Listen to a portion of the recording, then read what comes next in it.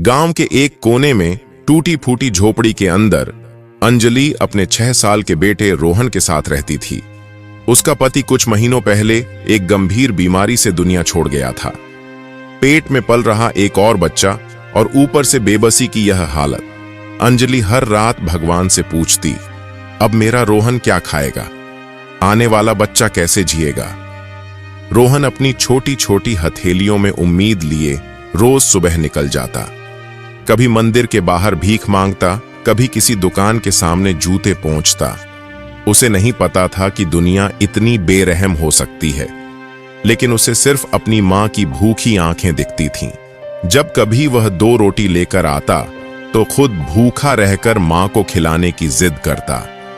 अंजलि की आंखों से आंसू गिरते, लेकिन मजबूरी में वह रोहन को गले लगाकर सिर्फ यही कह पाती, एक दिन हम भी अच्छे दिन देखेंगे बेटा। छोटे भाई का जन्म और उम्मीद की किरण रात के अंधेरे में, जब चारों ओर सन्नाटा था, अंजलि दर्द से तड़प रही थी। झोपड़ी में रोहन अकेला बैठा हुआ अपनी मां का हाथ पकड़कर रो रहा था।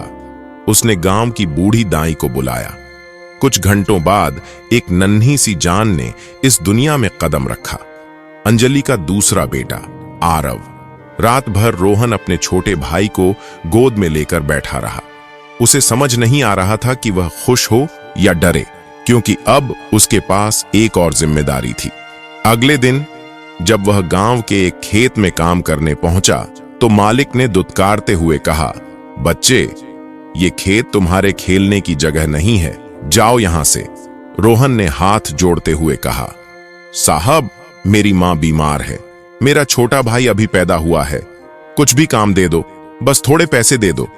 मालिक ने दया करके उसे काम पर रख लिया, लेकिन यह सफर यहीं खत्म नहीं हुआ था।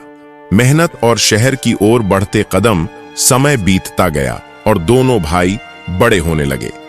रोहन और आरव दिन रात मेहनत करते रहे।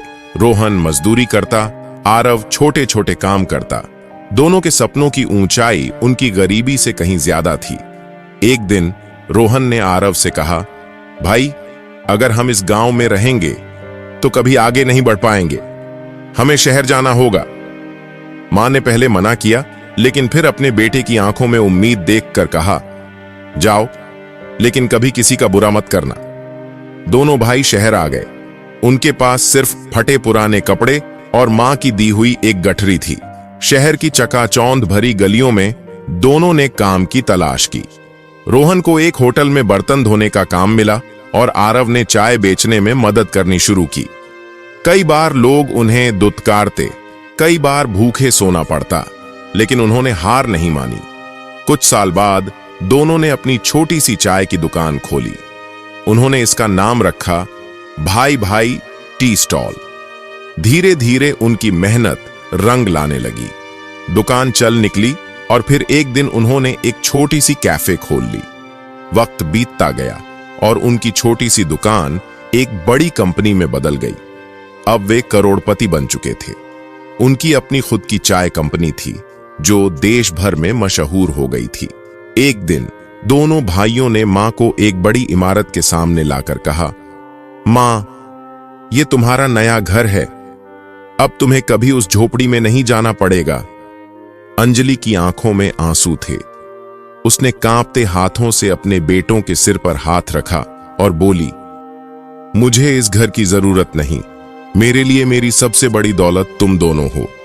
उस दिन एक गरीब मां का सपना पूरा हो गया था।